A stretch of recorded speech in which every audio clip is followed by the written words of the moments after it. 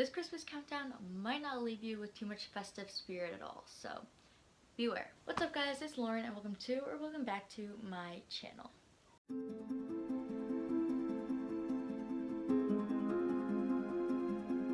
So in this video, I'm going to be doing the 12 murders of Christmas. I have not been active on this account in I don't even know how long, no motivation whatsoever, but I have been posting on my main channel, so if you want to go subscribe to that, the link will be down below in the description box. But I thought now that it is December and Christmas is right around the corner, I should start doing some Christmas videos. So without further ado, let's get into the video.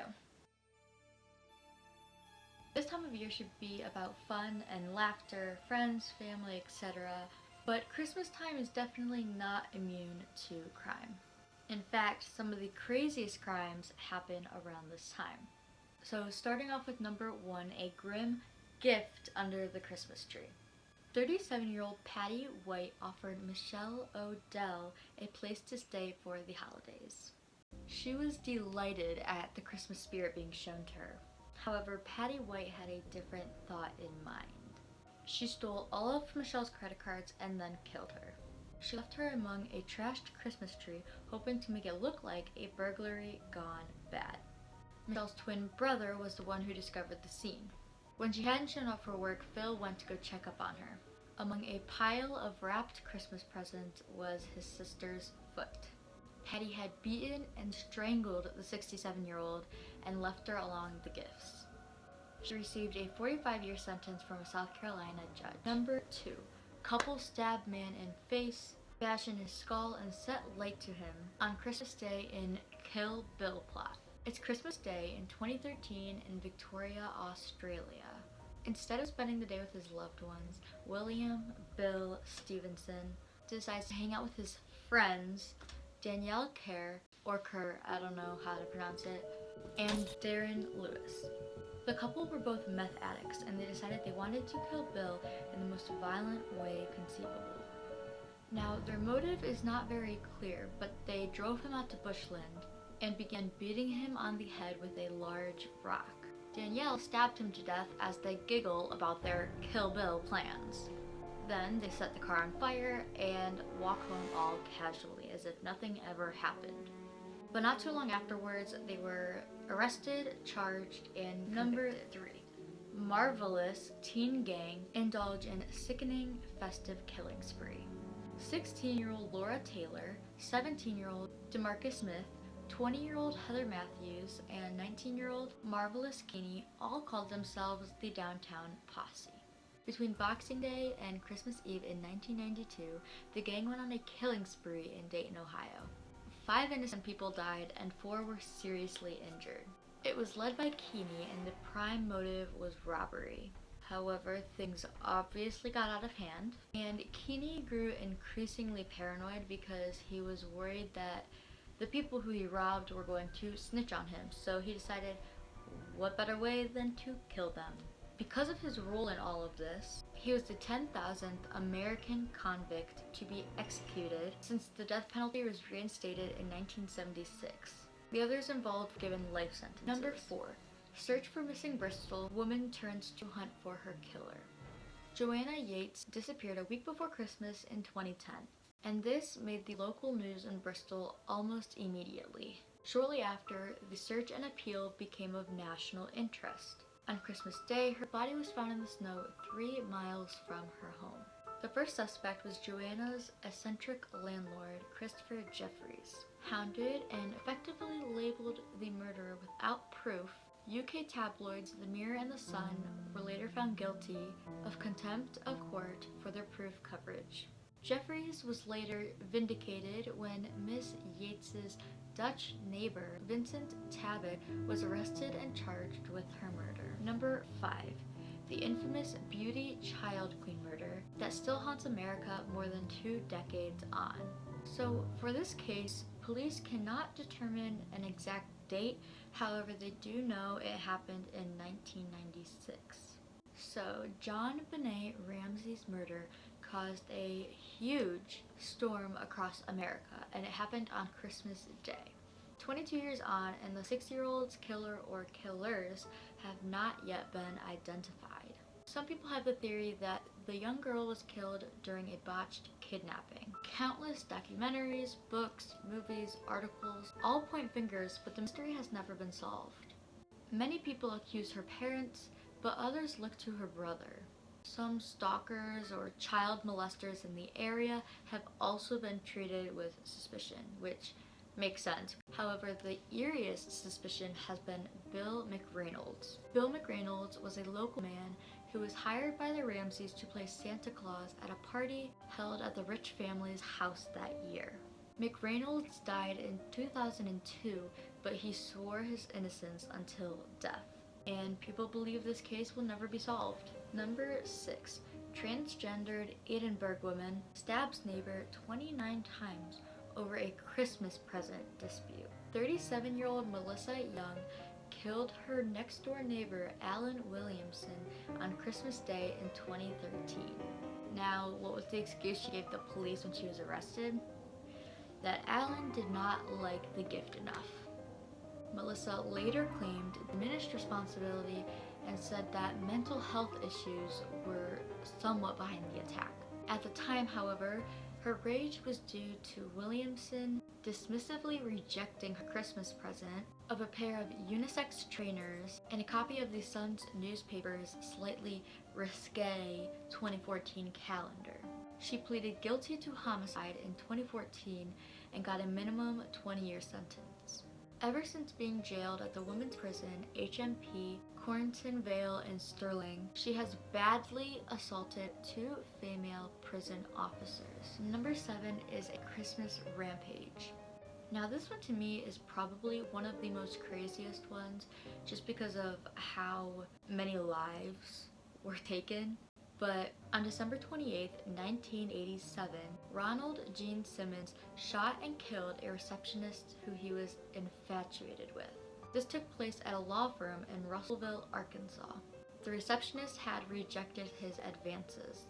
He then went into the office of an oil company, shooting 2 executives. He injured one and he killed the other. After that, he drove to a convenience store that he used to work and he shot 2 more people and they both ended up surviving. He did the same thing at the Woodline Motor Freight Company where he shot and injured a woman. Now, once he was done, he sat down and waited for the police to come and arrest him.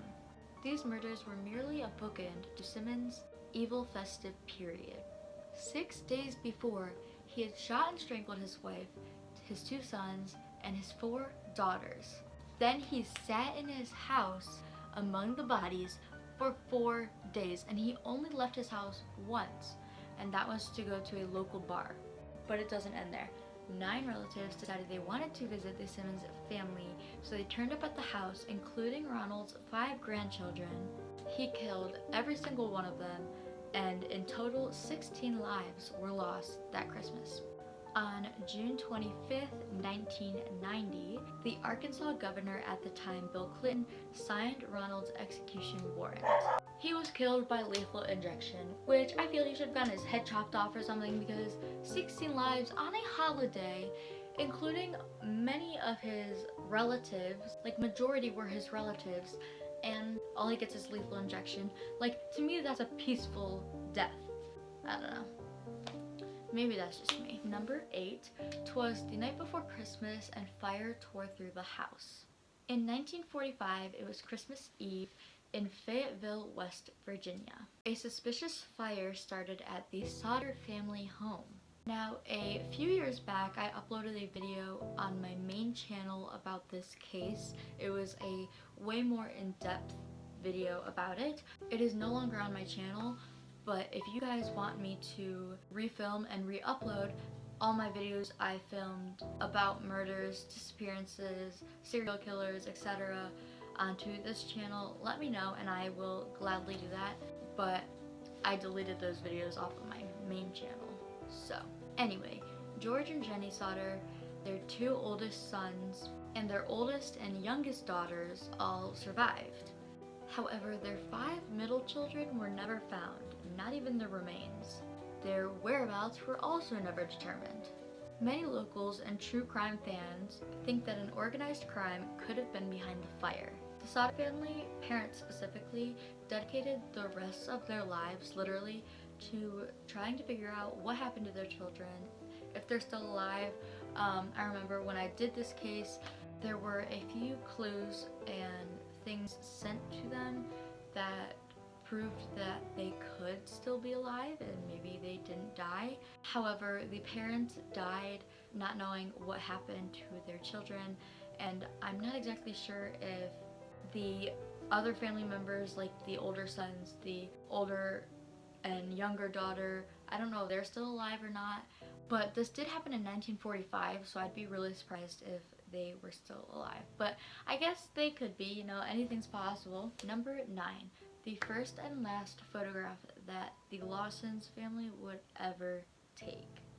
Charles Davis Lawson was a North Carolina tobacco farmer. He made his wife, Fanny, and his 7 children put on their Sunday best for Christmas Day morning in 1929.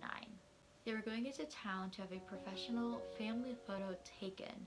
They were a pretty poor family, so this was a nice treat for them. Later that day, they had settled in back home when Charles methodically beat and shot his wife. He did the same to 6 of the 7 children until they were dead, and you might be wondering, why not the 7th one? Like, how did the 7th one survive? Their oldest son was 16 and he was the one who had survived because he wasn't even there. Charles sent him to run an errand that was an unnecessary errand, mind you, before the crime happened. So 16-year-old Arthur wasn't home when his father was killing his mom and his siblings. Charles's motive was never determined, by the way. Alrighty, number 10 is a murder so sick and twisted it would even discuss Halloween. 15-year-old Christy Bamou was tortured and drowned in a bath by his own sister Magali and her stupid, twisted boyfriend Eric Bickaby. Now, this couple was in their 20s, and the couple killed him on Christmas Day after 4 days of torture. This happened in 2020 at their flat in Newham, London. When the body was found, over 130 separate injuries were counted. Now, what was the couple's excuse? Get ready for this. They believed Christy was a witch. So let's kill him. Eric was sentenced to at least 30 years in prison, while Magali got a minimum of 25 years. Number 11 is Stagger Lee and the Seasonal Showdown. Lee Shelton was a known criminal and pimp who went by the name Stagger Lee. He was famous because of the folk song he inspired. However, he was not a man to be messed with. This murder took place on Christmas night in 1895 in St. Louis, Missouri. William Billy Lyons was friends with Stagger. They were drinking and playing cards together in the Bill Curtis Saloon when they got into a dispute. Bill snatched Stagger's hat and, knowing westerns, Stagger Lee drew his gun and shot Bill, killing him. And lastly, number 12 is the Santa Suit Slaughter. It was Christmas Eve in 2004 in the small city of Covina just outside LA. Let's just say there were lots of parties in the neighborhoods, and one house specifically, 1129 East Knollcrest Drive, had around 25 close friends and family hanging out and partying a little bit. It was about 11:30 p.m. when there was a knock at the door. An 8-year-old answered the door and saw Santa Claus standing there. Now, obviously the man was not Santa Claus, but how was an 8-year-old supposed to know that? The person behind the suit was a man by the name of Bruce Jeffrey Pardo. Bruce was the unstable, violent ex-husband of a woman attending the party. He had a 9mm pistol in one hand and a flamethrower in the other. He also had 3 more handguns in his possession. He went and shot everybody in sight and then set the house on fire. 9 people died, 3 were badly injured. Now this is my favorite part, let me just say. Bruce drove to his brother's house, which was about 30-something miles away. He had originally planned to blow up a series of handmade explosions and then made a run for it to Canada. However, the explosions caused his Santa suit to melt onto him, causing 3rd-degree burns. Instead, he shot himself in the head. Yes, I took my retainer out just to take that clip because I hate how I look with them. So thank you guys so much for watching this video. If you liked it, give it a thumbs up. If you disliked it, give it a thumbs down. I don't really care, and subscribe if you're new, and comment down below videos you would like to see next, specifically cases, obviously, because this is not my main channel. Also comment down below what cases you want me to go over.